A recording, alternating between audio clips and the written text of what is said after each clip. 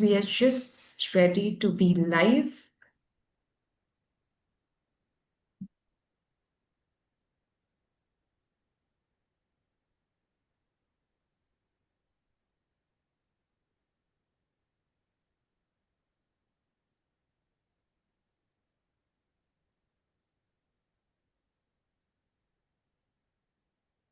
Okay, so I think we are ready. So good evening, everyone, and a very warm welcome to today's webinar on India's urban challenges. I am Kuhu Chauhan, and I manage admissions and marketing at ISPP. It is a pleasure to be moderating this important conversation with all of you today. As India looks ahead to becoming a $30 trillion economy by 2047, our cities will be at the center of this transformation, shaping growth, sustainability, and livability. This conversation could not be more timely or important. And we are privileged to have with us Dr. O.P. Agarwal, one of the country's foremost voices on urban transport and governance. A former member of the Indian Administrative Service, Dr. Agarwal has served in senior roles with both the Government of India and state, including Joint Secretary in the Ministry of Urban Development, where he authored the National Urban Transport Policy of 2006, a landmark document that continues to guide urban transport planning today. His career spans leadership positions at the World Bank as CEO of the World Resource Institute. He is also currently a member of the Administrative and Governance Reform Committee constituted by the Odisha government, further contributing to policy and governance. Dr. Agarwal has chaired international committees, written extensively, and we are delighted to share that his forthcoming book, India's Transport Story, will be launched here at ISPP campus on 16th of December. So today's session would offer us a wonderful preview of the themes and insights that has gone into the book. It is an honor, OP, to have you with us today, and I would now like to hand over the stage to you to share your perspectives on how India can navigate the challenges and opportunities with rapid urbanization. Over to you, OP. Thanks, Kuhu, and welcome to all of you for this webinar organized by ISPP, where I've been asked to speak on India's urbanization challenges. So what I plan to do is maybe speak for about 25 to 30 minutes. I'll show you a small presentation, and then we can have a little discussion, any questions. Kuhu, are you able to see my slides? Yes, OP. If we can just maximize it so that, we are able to see. Is that okay? Yeah, it's perfect. Okay, good. Let's get started. So India's urbanization challenge is what the topic is. But before that, let me start by saying, the 19th century, which means the 1800s, were all about empires. You had the British Empire, you have the French Empire, you had the Spanish Empire, you had the German Empire. It was all about empires. The 20th century, which is the 1900s, were all about nation states. So they talked about presidents and prime ministers. So it was not an empire any longer, it was more nation states. The 21st century is going to be about cities. It's about mayors. So cities are really the key to the 21st century. This is how, geographies are becoming important. Now, having said that, let me explain why cities are so critical for India today. First, as Kuhu mentioned, we aim to become a $30 trillion economy by 2047.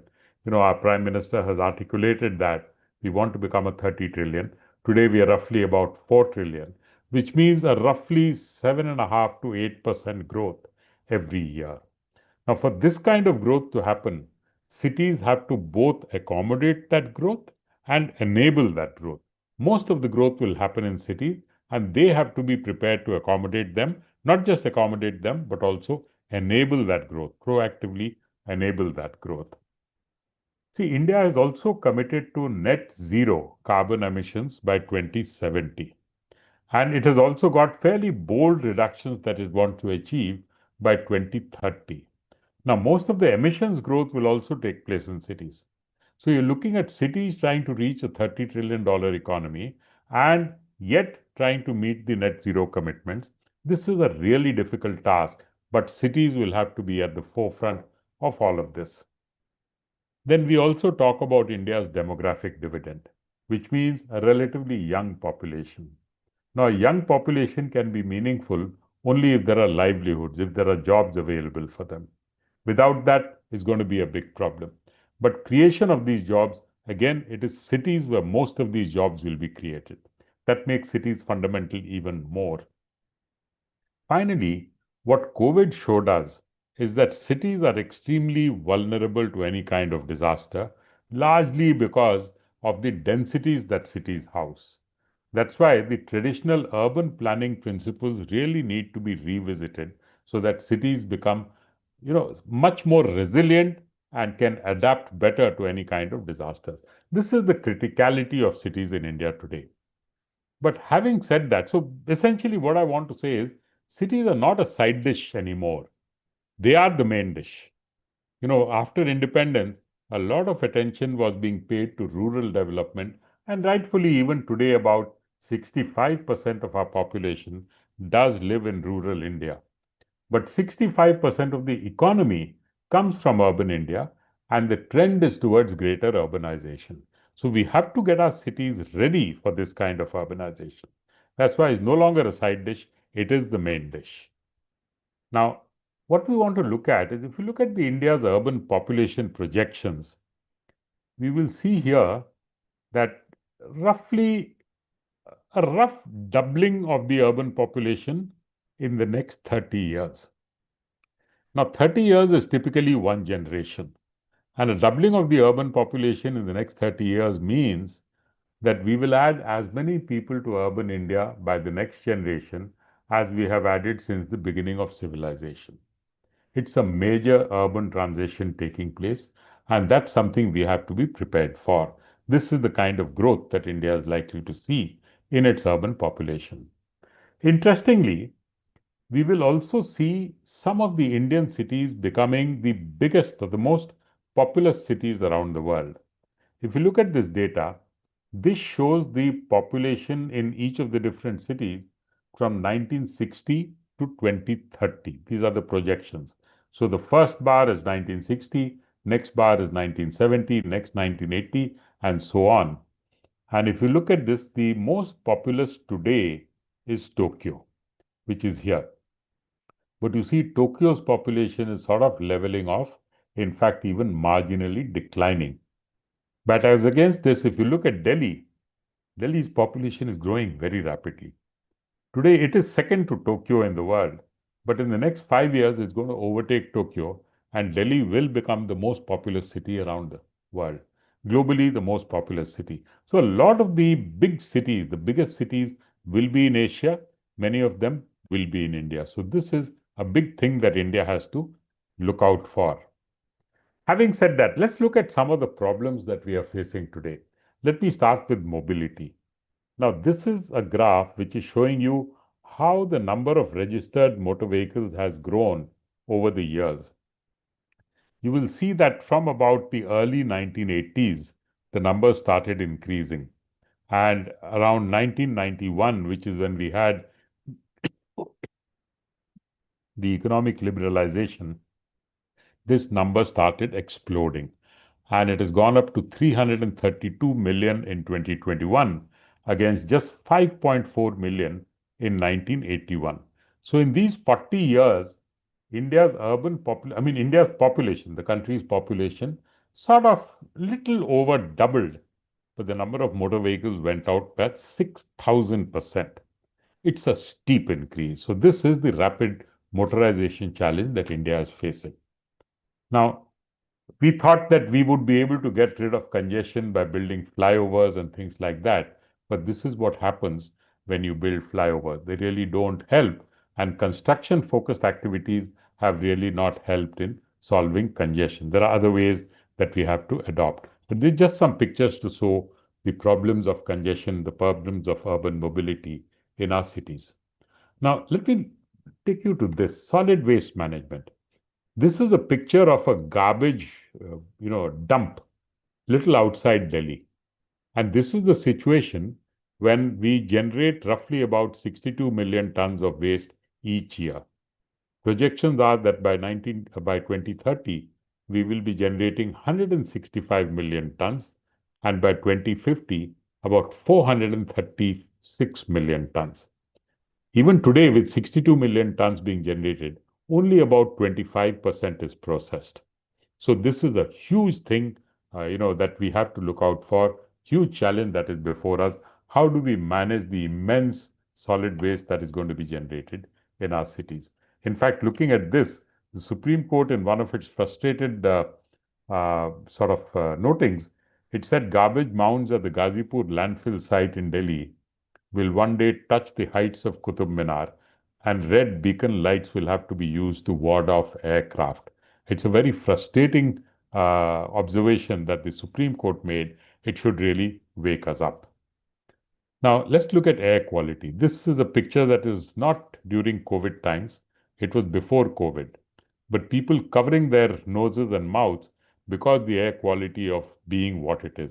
And for those of you who are in Delhi, you know how things are in Delhi even today. So, huge problem of local air quality. 14 out of the 15 most polluted cities are in India. So this is pollution. Then we are talking about the demographic dividend. Now, what this shows you is 2011 data. You have a very young population, which is a very good thing for most economies. 2030, it's actually going to get even better. The young population is going to get even more. But then, if you want to benefit from this, we need jobs. We have to find jobs because, which means education, vocational training, skill development, and better aligning the skills being created to the needs of the day. And if we don't do this, we will not only miss the bus for economic growth, but we will see enhanced antisocial activities. What do unemployed youth do? Move to antisocial activities. This is a big risk that we face. Now, having said that, let me also say that the urban planning processes that we follow today are pretty outdated. These are focused primarily on spatial planning, what we call land use planning. And the global trend now is moving towards economic planning, which means look at the economy that will drive the city in the years ahead. And based on those economic drivers, decide what is the infrastructure we need, and then decide how much land we need for which infrastructure. The starting point has to be the economic planning. Unfortunately, our current planning processes are rooted in a pre-independence period, and we are still following very basic spatial planning practices. And then, it doesn't focus on the key economic activities that we need, and plans really need to be developed around the economic drivers for a city. Now, if you look at conversations that we have, whether in our social circles, whether in newspapers, in various other fora, the conversations are largely around livability. That means congestion, air quality, solid waste, city is not clean. These are all livability indicators. What we don't talk about is sustainability issues, climate change issues, the energy management issues, water scarcity issues. These sustainability issues don't come into conversations. And more importantly, the economy does not come into the conversations.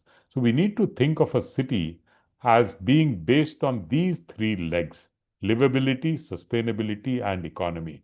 If we don't do that, we are planning for a city in a very fragmented manner, in a very narrow manner.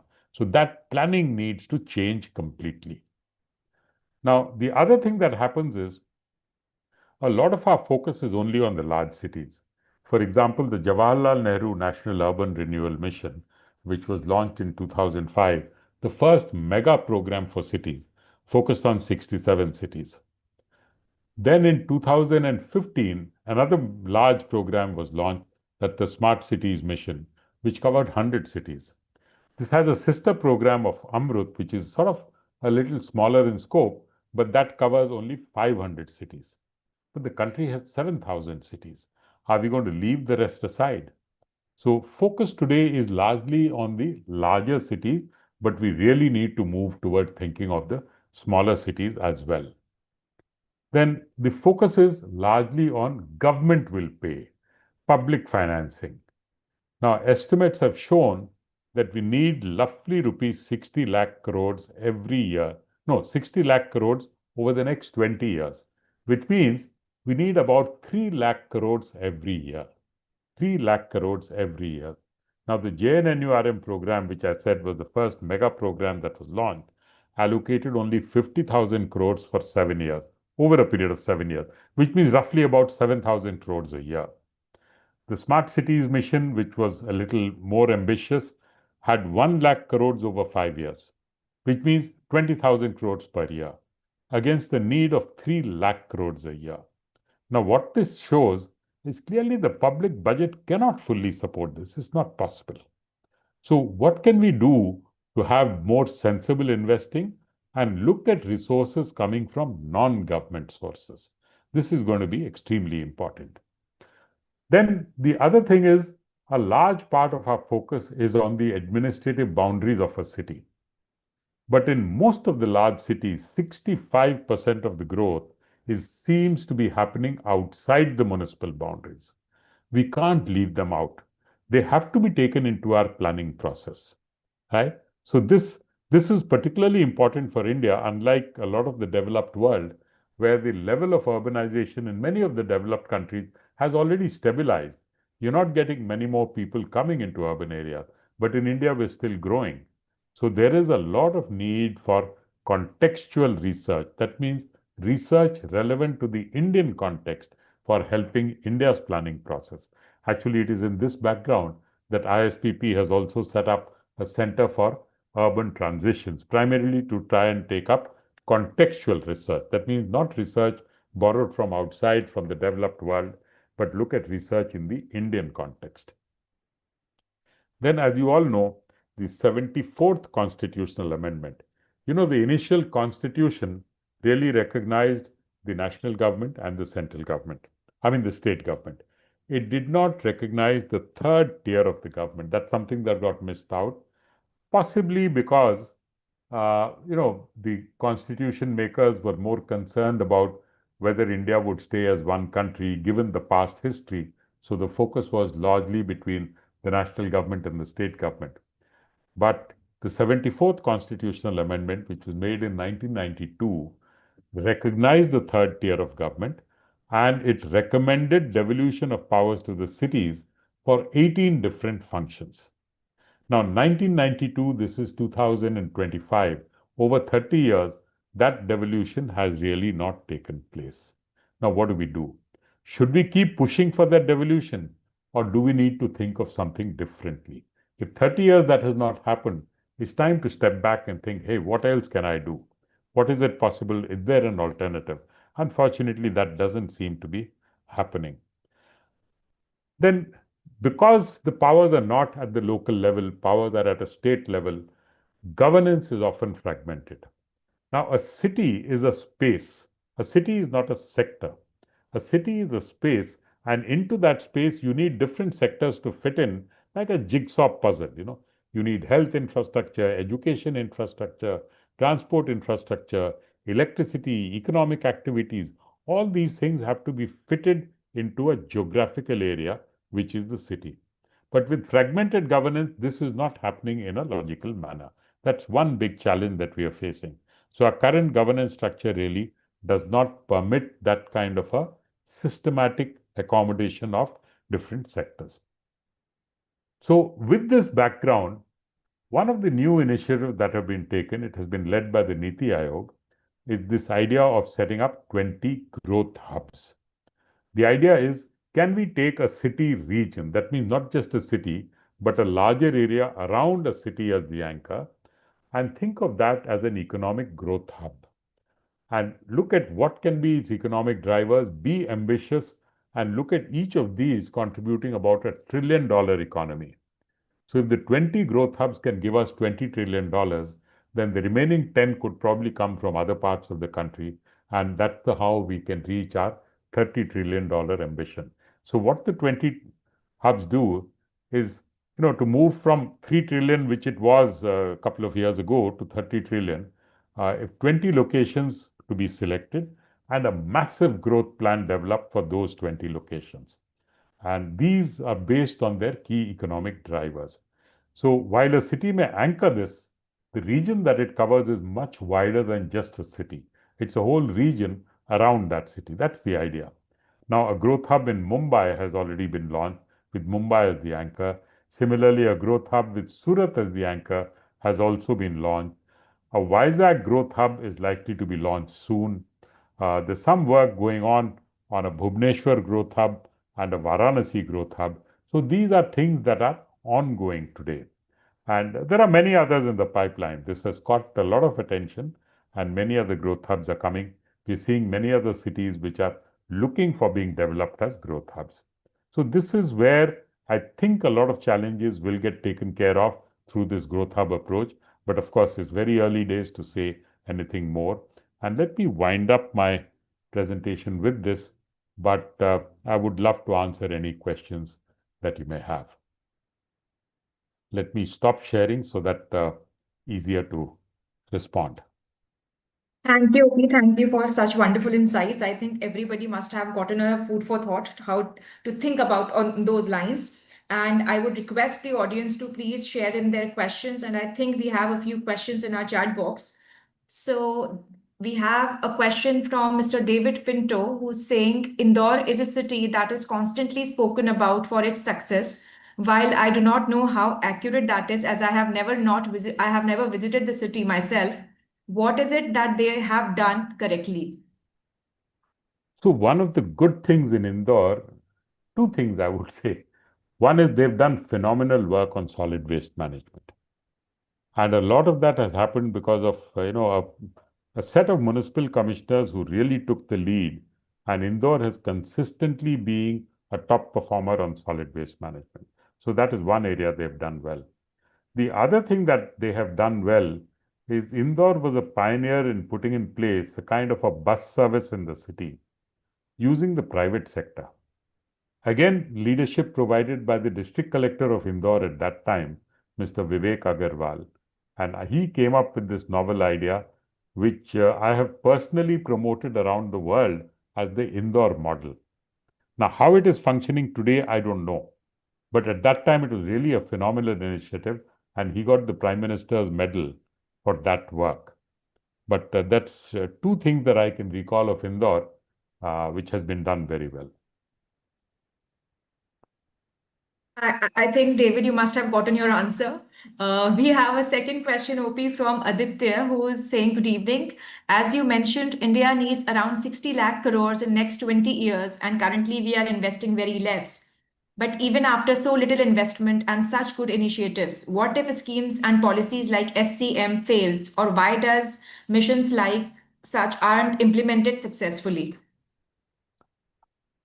I think one of the major reasons is much bigger involvement of the local people is necessary.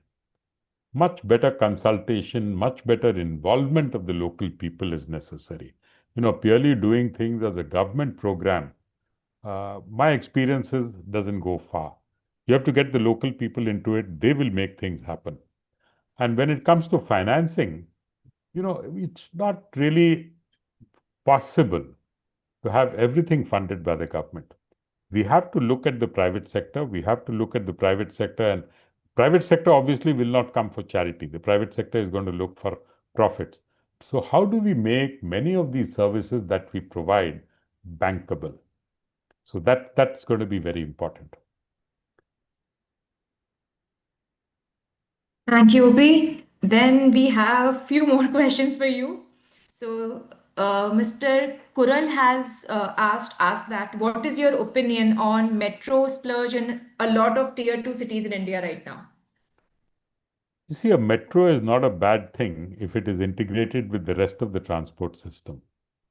If you build a metro purely as a civil engineering project, I think what we have seen is consistently metro riderships have been way below what the estimates say. So I think metros would work or would be a good idea for any kind of city, provided it is integrated with all other modes of transport. If you're building a metro in a city which doesn't even have a bus service, I think that's a bad idea. Let me leave it at that. Oh, we have a similar line. We have an anonymous question who's saying that do you think we need to only focus on the bigger cities, or are the smaller cities also important, and how? Okay, now that's a very good question.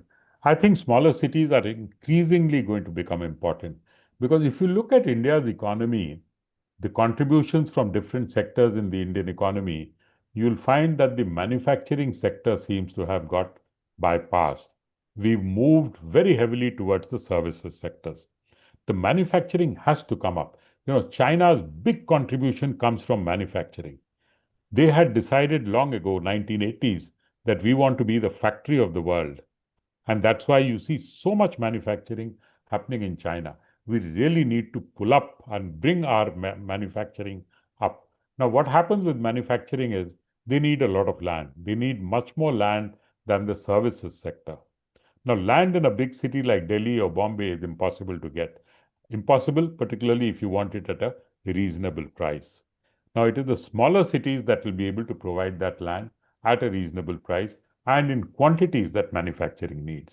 That's why I think it is extremely important that we focus on the smaller cities. See, manufacturing also needs water, manufacturing needs electricity. If these things are not available, people will not go there to manufacture. So attention to smaller cities is extremely important if we want our manufacturing sector to grow.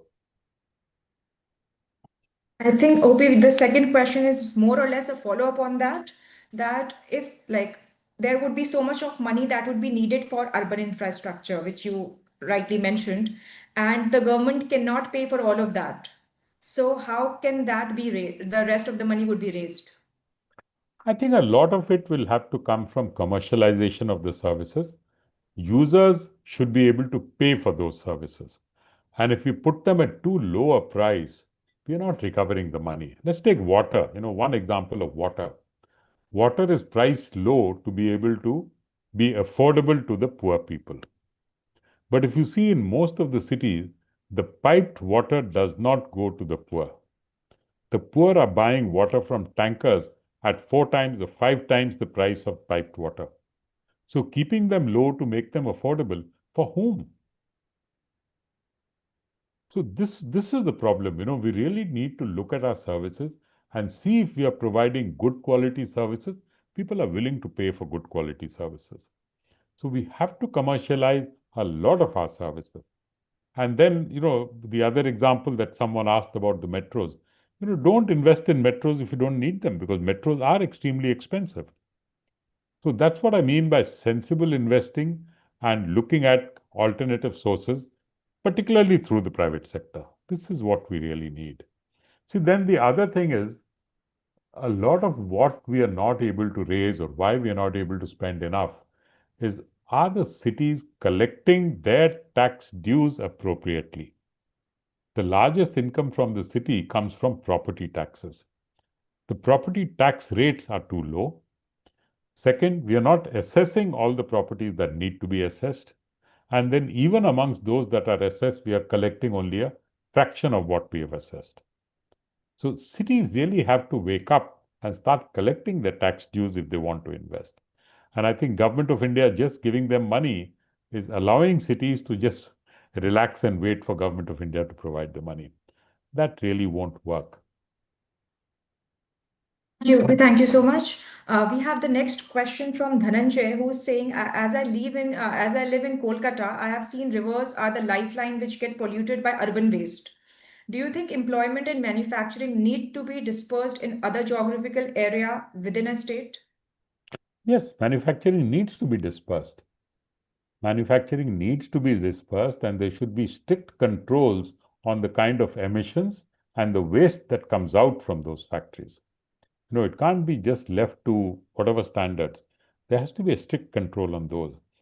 But having said that, we can't throttle them. One of the reasons that manufacturing hasn't grown as well in India as it has in some other countries is our regulations have been so tight that manufacturing really got throttled. We can't do that, but we can't let manufacturing really start polluting through their emissions. I hope, Dhananjay, you got your answer. I'm so sorry, I'm moving a little fast because I'm seeing a number of questions getting increased by each minute here.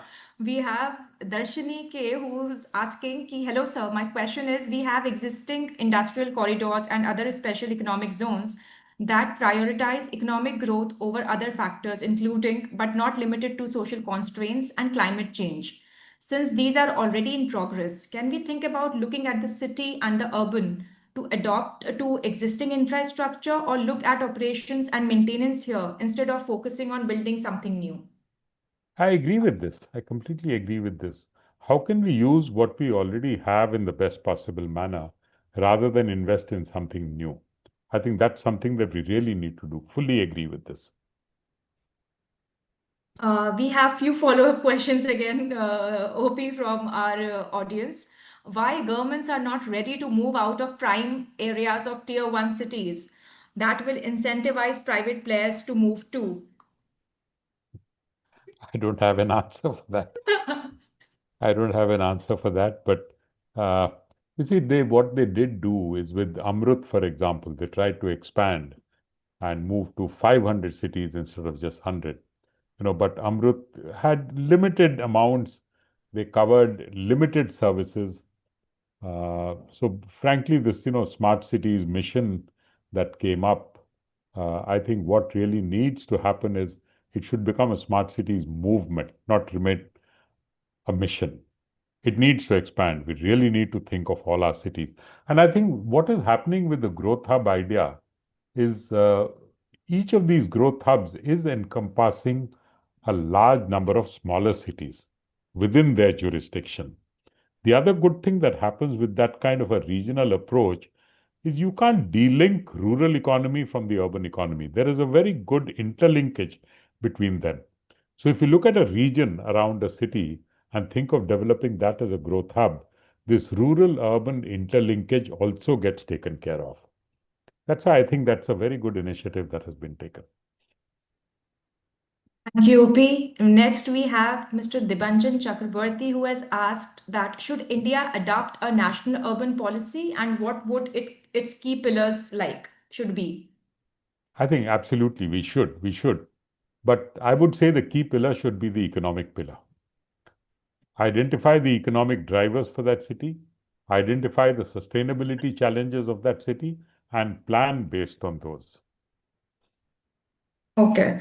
Next, we have somebody from Goa who's saying that how can we fix services like road construction? I live in Goa. The smart city project has been considered more of a bane than a boon for Panaji city as they keep reconstructing the roads in order to finish the funds, but we have no usable roads to drive on. Frankly, I don't know enough about what's happening in Goa. But yes, the smart cities mission, I think, could have been better planned. Okay. And there is somebody who's asking, I think, more of a far-sighted question like what urban transformation trend should India prepare for that we are not talking enough about today? So I think, again, as I mentioned earlier, we should look at the economic drivers. We should look at a transformation in our planning process from simply land use planning to moving towards, an economic planning or economic growth plan, along with a climate plan, along with a mobility plan, along with a water resource management plan. All of these should come together into a master document that you would call the master plan. Today's master plan is only a land use plan. So I think a lot of these need to get built into the master plan. I hope the question, I hope you get your answer, sir. Then we have Vartika who's asking that UP is a really big state with 70 plus cities, but only a few cities are being developed.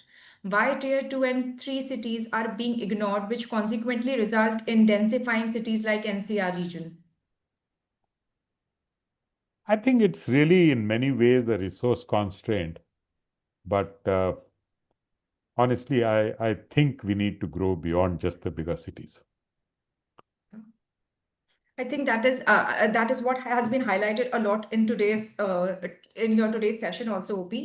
And we have one more anonymous question who's like, and the person is asking like if we can get a little bit of insights or highlights into your upcoming book, India's Transport Story.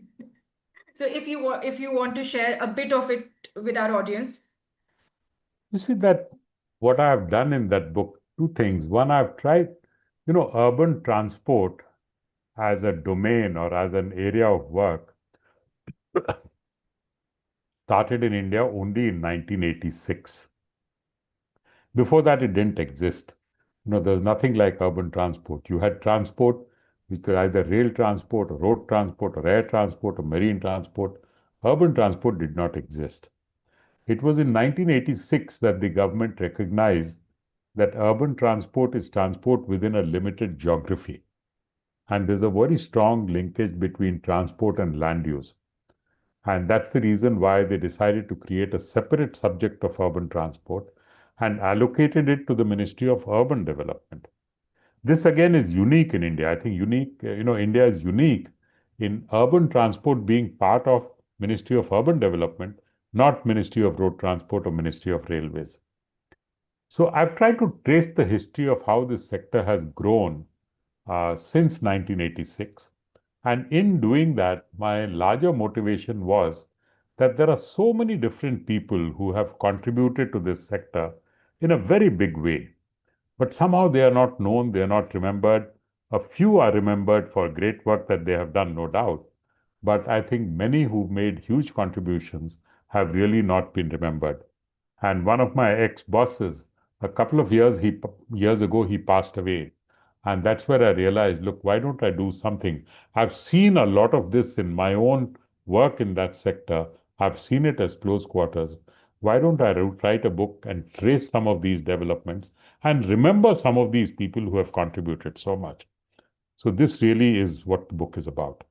It has a number of anecdotes, interesting anecdotes, which most people don't know, but these are the things that make it interesting. It's really about a lot of anecdotes covering this whole growth and celebrating many who contributed so much but are not remembered. I think, okay, a lot of people would be interested in joining us for the launch, which I'll get later because I think we have more questions that has cropped up. So, Mr. Kural is again asking, which state do you think promote equal development of its cities rather than concentrating on one city?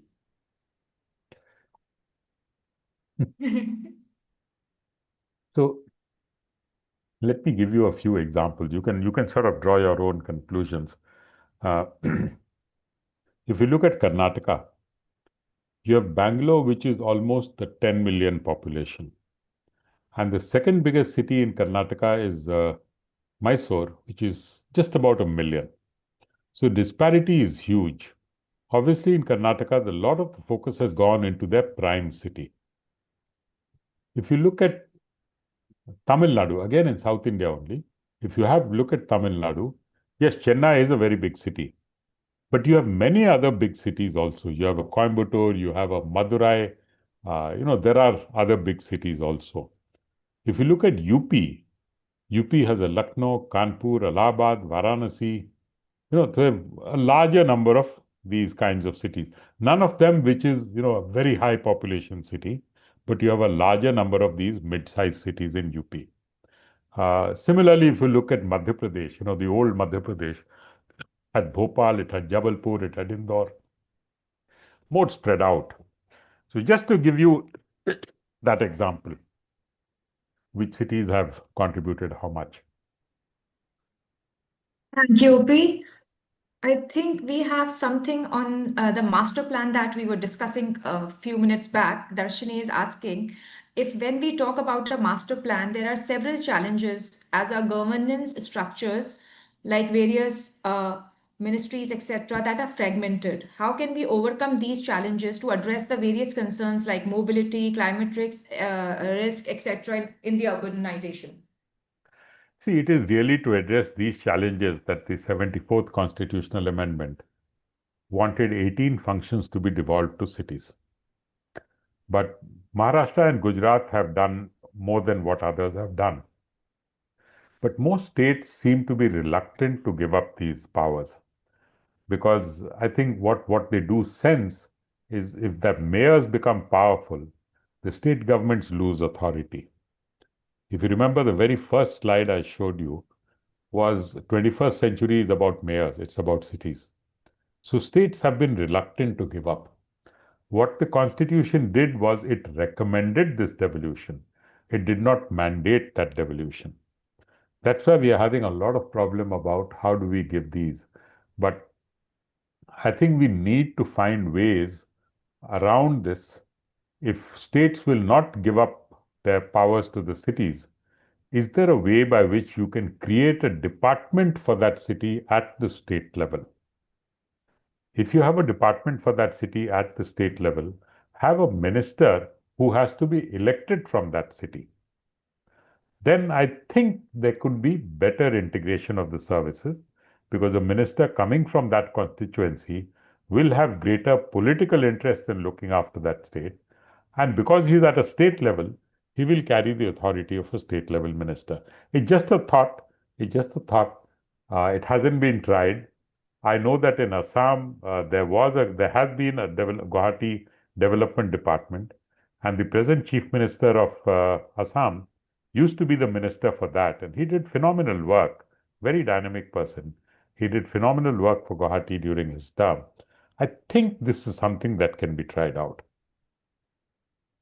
Okay, perfect. I think to all the audience we have answered. OP sir has answered all of your questions. That said, I think we are going towards the end of the session. So, OP, any closing thoughts? Any closing thoughts that you want to share before we end the session? Acha, I'm just looking at a question from David Pinto, which seems to Okay, have just come. The I must CEO have. of Tata Infrastructure recently Okay, said yes. that large private players in tier 1 cities are only looking to build apartments which are sold at over 3 crores. This makes apartments unaffordable for the many professionals. Is there a change in land management planning? So this is what needs to come as part of the planning process. If you allow a private company to come and just take land wherever they feel like, see, private companies exist for profit. Private companies don't exist for charity. Let's be very clear about that. It's for us to see how well we utilize the private sector to do what we want done and yet make sure they get a profit. If you don't do that, then things become totally unplanned. And that's not what we should do. So city planning, I mean, if you look at the planning for Gurgaon and Noida, you'll see a huge difference. Gurgaon has actually grown in a very unplanned manner, but Noida is very well planned. So this is where, planning should come in at an early stage and then use the private sector in a more structured manner rather than just leaving it open to the market. I think that's the way it can happen.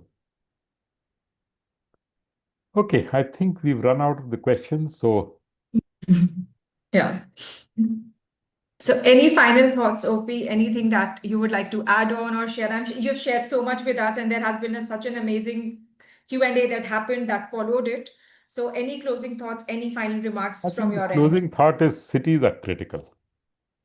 Cities are critical. I think what we need to do is involve the people of the cities much more actively.